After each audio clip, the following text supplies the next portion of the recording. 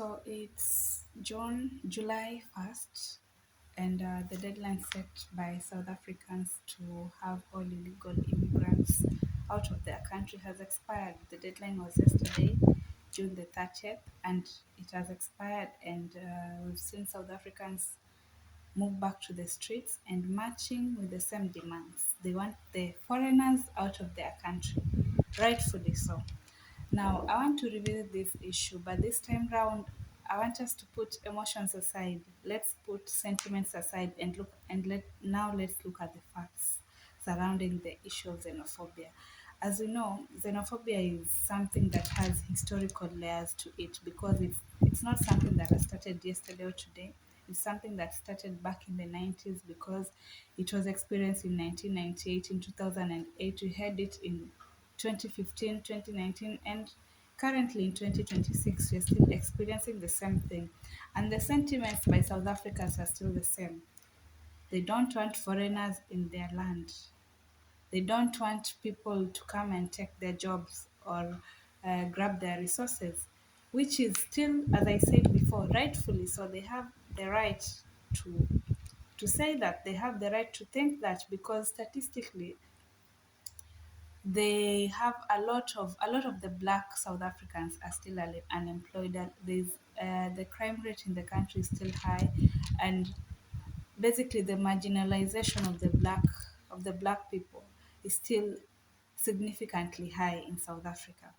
Now, can we put emotions aside and look at the issue of xenophobia and its roots just from a factual perspective? And not really xenophobia, just trying to understand the sentiments that South Africans have and the aspects in the economy that make them so mad that they want to push everyone out of their country. Yeah? Let's look at it. And I want us to be very reasonable.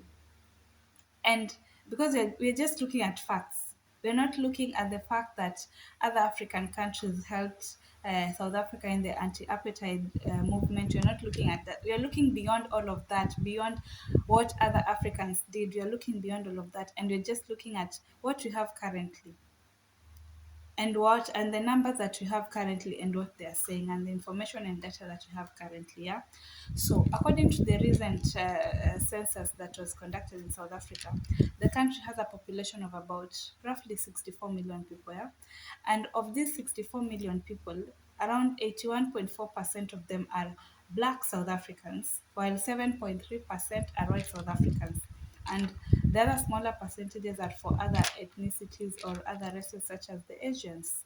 Yeah, and out of these 7.3% of the whites, statistics has revealed that about 73% of them belong to the upper class.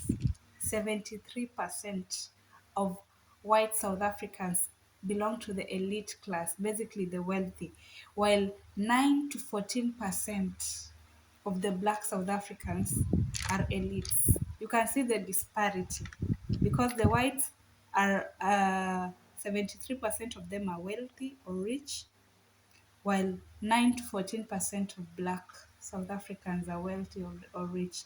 And when you come to the lower class, 1% of the white South Africans are poor.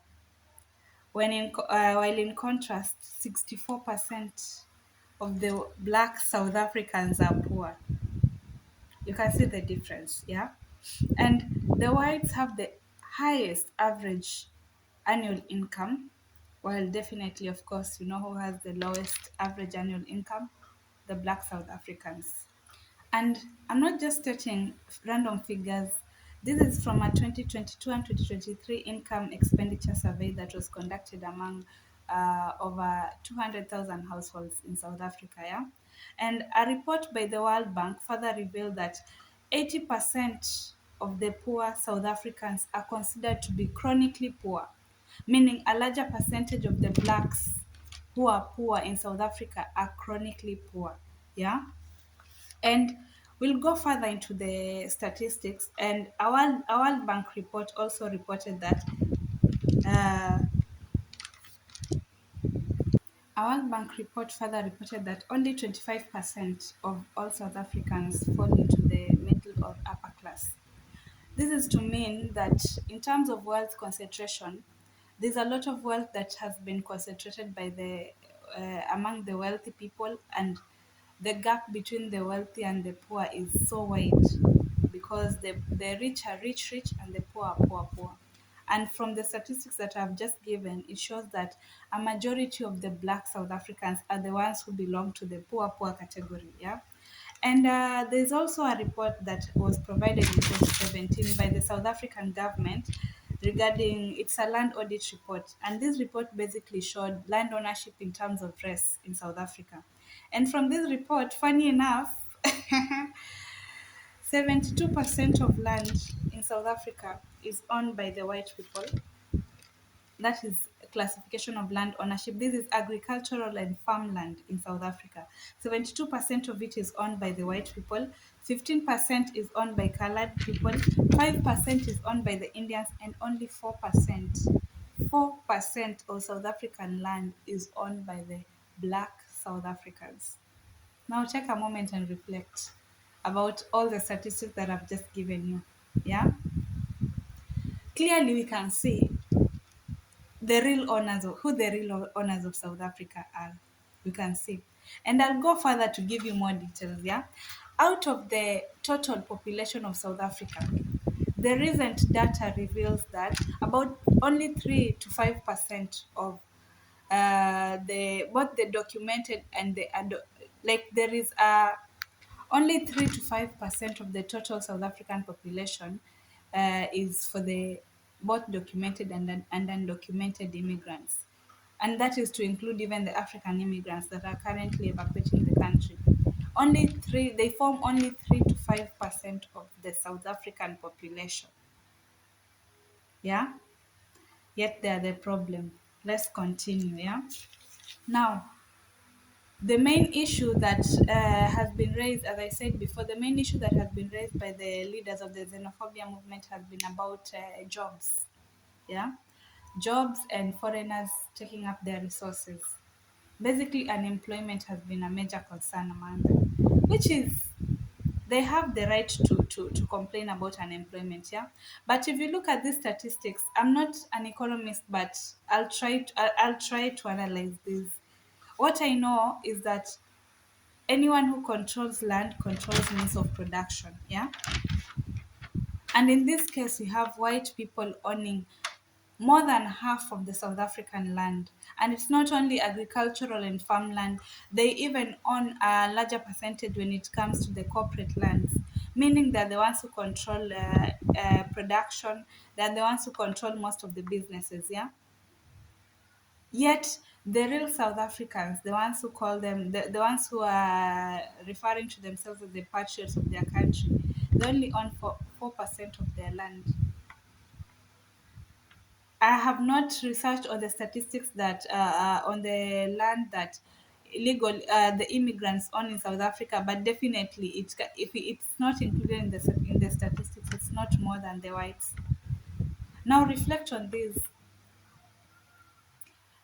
The people who form the lowest percentage in your population, the people who do not own the largest portion of land in your population are the problem. Can you reflect on that? Because clearly we can see after colonization and after South Africa got its independence, some white people remained true. We can say that, and they're the ones who became the white South Africans that we currently have, and they're the ones who own the largest portion of land businesses.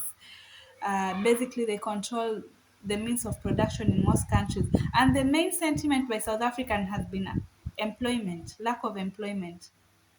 Who are supposed to employ if not the whites? Because clearly they own a lot of they own most of the businesses, they own most of the means of production. They are the bosses. Who are supposed to employ you if it's not for the whites? That aside, we're not going to dissect that for now. The second concern that has been raised by South Africans was about illegal immigrants being involved in crime, and basically drug trafficking. That has been the main concern, and they raise issues regarding countries such as Nigeria, because the main complaint has been like the foreigners and the illegal immigrants come and they sell drugs to our people. They engage in illegal activities, basically drug trafficking. Now, again, back to statistics. A report that was conducted by the UN Office of Drugs and Crime revealed that the drug situation in South Africa is basically linked to many other continents, not only Africa. And some of these continents are such as Asia, Latin America, North America, and Western Europe, because the geographical location of South Africa's geographical location basically makes it a hub, because there is an interconnection. Basically, it's like a web between South Africa and different continents. So the drug trafficking, it's an operation between different continents. Asia is one of them, Europe is one of them, North America is one of them, and they're the ones who traffic a lot, like a significant amount of drugs into South Africa. Yet Africans are the problem. The illegal Africans are the Africans who engage in drug trafficking are the problem. They are the main problem.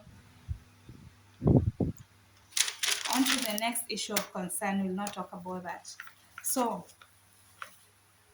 we'll go back to the issue of employment, because most of them kept saying that the foreigners take up their jobs. And over the recent months, we've seen a lot of foreigners having to shut down their businesses. We've seen most of them being beaten on the streets. We've seen most of their businesses being burnt, or people just looting, and people just being forced to close down. Now, imagine this: you are a foreigner going to open up your business in South Africa. Yeah? Beside all the other legal requirements that are necessary for you to travel to a different country, leave alone the visas and everything. Now, let me just read to you some of the requirements that are required, some of the requirements that are needed for a foreigner to legally operate a business in South Africa. These are just some of them, not all of them. First, you need a valid business visa. You need to register the company or the business through CIPC. That's the second thing that you have to do. You need to register for taxes, and when you register for these taxes, you have to pay the taxes definitely when you start operating the business. You need a capital investment of at least 5 million South African rand before you start that business. 5 million South African rand. You need to employ at least 60% of South Africans in your business. Meaning, you cannot, if you run that business and it does not have more than 60% of South Africa, at least 60% of South Africans, then it's illegal. It, actually, you'll be breaching one of the requirements. And you also need approval from the Department of Trade, Industry and Competition. I like to assume all these foreigners who are operating businesses in South Africa legally, that is, have fulfilled all these requirements. Now imagine someone fulfilling all these requirements, investing 5 million South African rand is not small money. At least for most African economies, especially for economies that are coming, especially in economies where their currencies are a bit lower than that of South Africa. It's a major investment, and these investments are being given to your government, to the South African government. So imagine someone fulfilling all these requirements plus employing 60% of South Africans in their businesses. Then the the leaders of the xenophobic movement come and tell you have to go back home. You have to go back home. Yeah, imagine making all these investments, then one day you wake up and you're being told you have to go back home. You haven't committed any crime. You haven't failed to fulfill any requirement. You just told you have to go back home. So that is the current situation. Yeah. Yet the immigrants are not the problem. The immigrants are not the ones with most of your land. The immigrants are not the one who own most of the businesses in the country. The immigrants are not the ones who basically are not the elites in the country, yet they are the problem. Is illegal immigration in South Africa a problem only when it is for blacks? Because in all these we have seen all these demonstrations, all these chanting for people to go back to their country, as you guys are saying. We haven't seen you mistreating any white immigrant. It's all blacks. We haven't seen you mistreating any white immigrant. It's black people that you're mistreating. And I think it's a good move by governments, different governments, because we've seen most governments basically just pulling their people out of the country. We've seen Ghana, we've seen Nigeria, we've seen Malawi, Mozambique, even my country, Kenya. I think by yesterday, like 20 people were out because not most Kenyans are there. So, the reality of the matter is that the most issues that you're complaining about it is employment. The ones who control that sector are actually the white people in your country. And the main issue of employment, the people that South Africans should be angry about, that the anger basically should be directed to the government. Because even these jobs that you people are claiming immigrants are taking, they're not the high end jobs. We've seen the kind of jobs that you people are fighting to have. It's basically the small and medium enterprises, people who run shops, people who operate basic businesses. Those are the jobs that you guys want. It's like you're fighting for a slice of bread with immigrants, yet you're leaving the entire loaf to the white people. Make it make sense. It doesn't make sense at all. It doesn't make sense at all. While your issues are valid, I believe the anger should be directed mostly to the government and to the white people who own your lands, who colonized you and own your land, by the way. At this point, man, I'm just convinced like South Africans are the most mentally colonized, not even mentally, like you're the most colonized country in Africa. Because you need mental emancipation at this point. Your brains are literally whitewashed to the point that you cannot even see that it's the whites who are it's these economic tensions that you guys are facing. It's basically because of the whites, but you cannot say that at this point. You can just take their word for the most colonized country in Africa, because you are. So I think it's a good move that countries are pulling the people out of South Africa, as the South Africans want here. I think it's a really good move, because you might not feel the pinch right now. Your streets will be clearer, you'll have fresh air, as you're saying.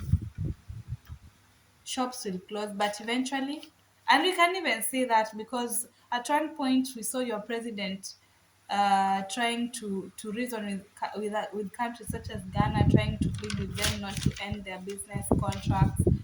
But if you want people out of your country, they'll get out of your country. They'll get out of your country, but capitalism will just have you on your chokehold. Will just have you on chokehold very soon. Because in as much as right now you're seeing the immigrants as a nuisance to your country, you forget that they're the ones who basically support the economy, not only with the capital investments or with the businesses or with working there, but they basically sustain a big part of your economy that you cannot see right now. Anyway, that's just my take.